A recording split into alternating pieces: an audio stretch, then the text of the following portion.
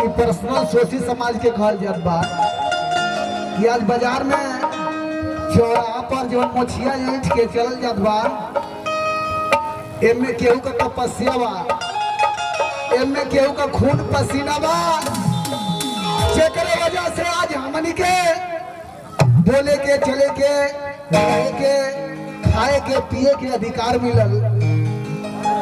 आइजा सब गीत के माध्यम से हम राम जी बिहरा अगर कोनो त्रुटि हो जाए हमसे तो कोटि कोटि बार रुआ लोग से क्षमा चाहो। जय भीम, नमो बुद्धाय। हरे मोछिया यही थी,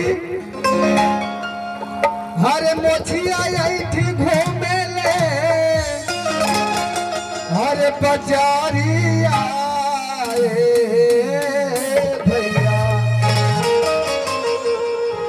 हरे भीम जी के दे दिया, मोछिया ऐठी घूमेला बजारिया भैया, भीम जी के दे दिया।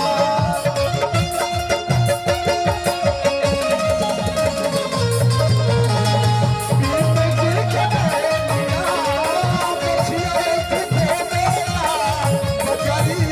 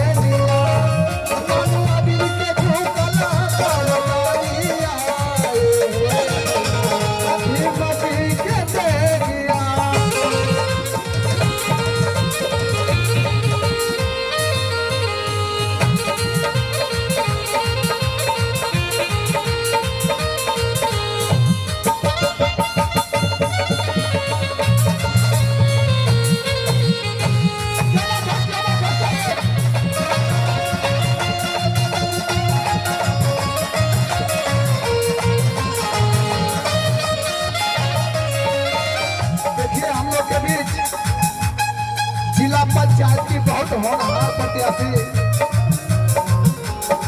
रीना भारती हम लोग के बीच उपस्थित है। इनकी मेहनत हमने देखी है, ऊंचाइयां जा करके गिरी है। गुरु भगवान की, संत शिरोमणि रविदास की इनके ऊपर कृपा वर्ष है। इस बार पंचायत जरूर बने।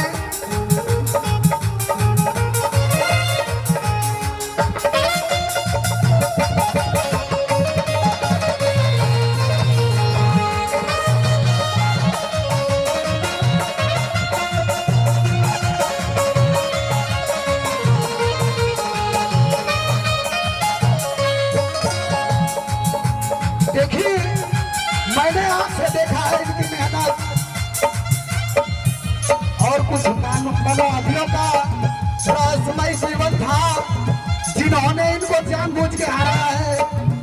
ये हारी हुई प्रत्याशी नहीं है, लेकिन ठीक है, समय बताएगा।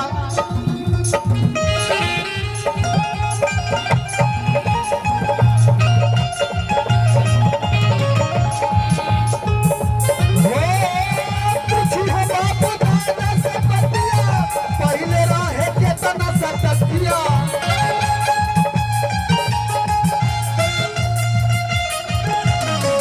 मनुआ दिन के झूठला का